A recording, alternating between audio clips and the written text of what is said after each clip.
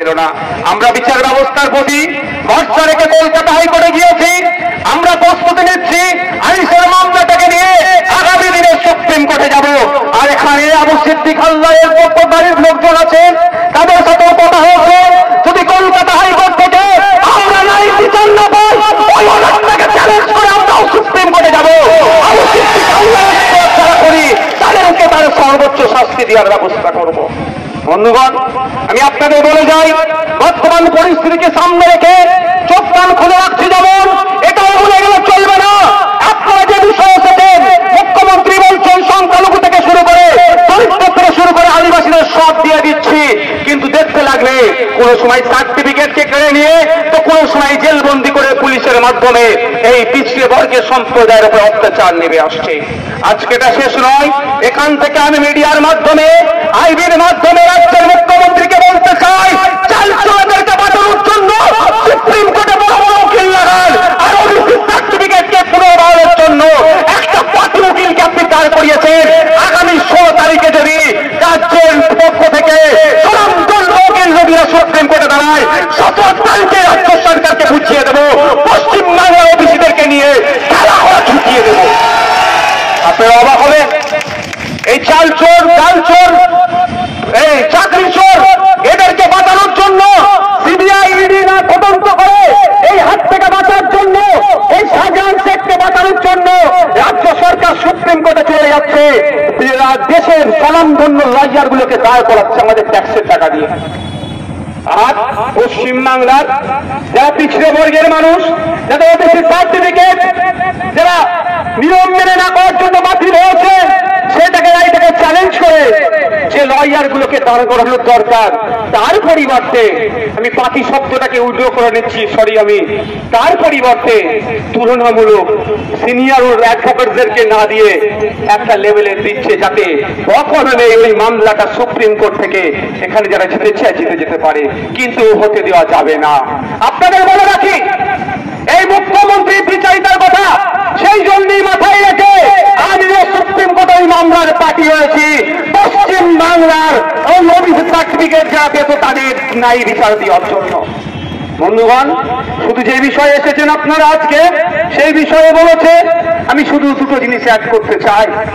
আজকে 22 বছরের তরতাজা ছেলে হোসেন মন্ডল, তার সে নাকি চুরি করেছে, এই অপবাদে তাকে পিটিয়ে হত্যা করা হলো।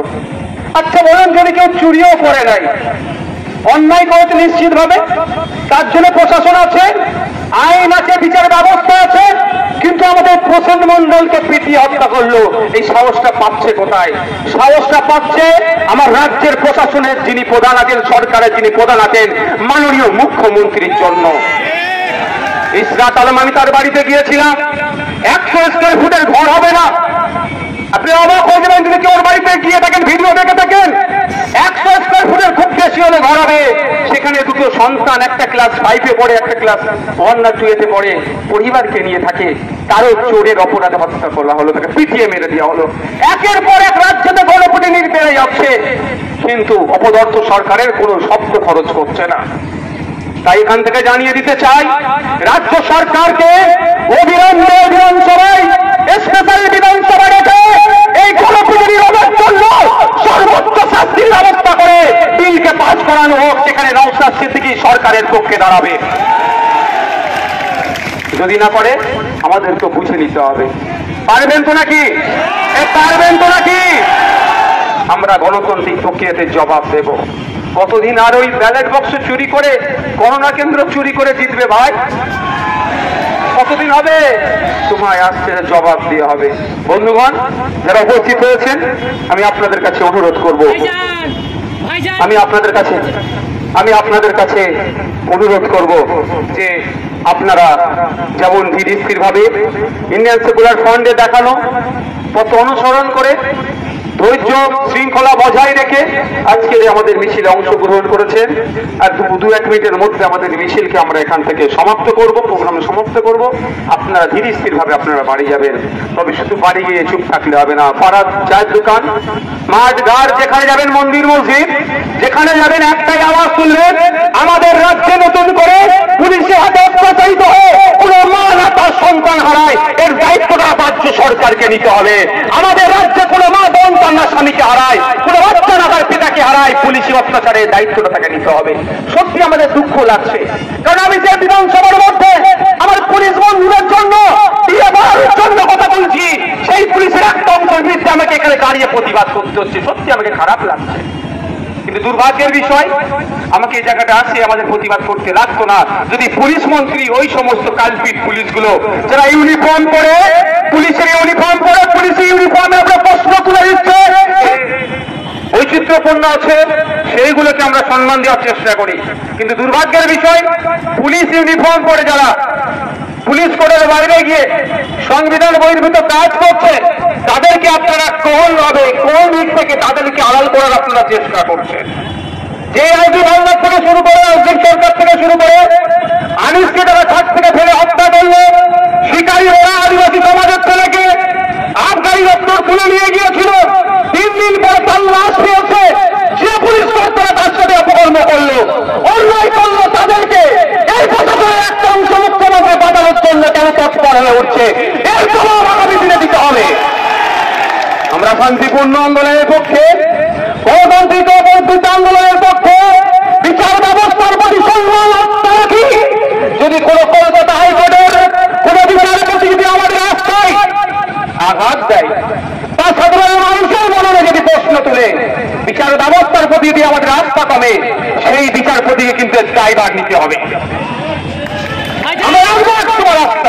দেখেছিলাম রাজু, কিন্তু দুর্ভাগ্যের বিষয় আমরা একের পর এক ঘটনা ঘটে যাচ্ছে, সেইগুলোকে ধামাচাপা দেওয়ার জন্য প্রশাসন এবং সরকার তৎপরতা দেখাচ্ছে। আমরা ভুলে যাচ্ছি না শিকারী মোড়ের ঘটনা, আমরা ভুলে যাচ্ছি না বিদ্যুৎ মন্ডলের ঘটনা, আমরা ভুলে যাচ্ছি না গত বছরে বারুইপুর পুলিশ ডিস্ট্রিক্টের আন্ডারে 1 সপ্তাহে 4টি যুবককে পিটিয়ে হত্যা করার অভিযোগ আছে। 2টো যুবক পুলিশ কাস্টডিতে, 2জনকে জেল কাস্টডিতে হত্যা করা হয়েছে, এই অভিযোগ আছে। সেই সময় পশ্চিমবাংলা ধর্মপ্রাণ মানুষেরা, সুশীল নাগরিকেরা যখন অনেক কথা বলতে শুরু করেছিল, তখন মাননীয় মুখ্যমন্ত্রী তৈরি সিআইডি হাতে দায়িত্বভার তুলে দিয়েছিল, তদন্তভার তুলে দিয়েছিল।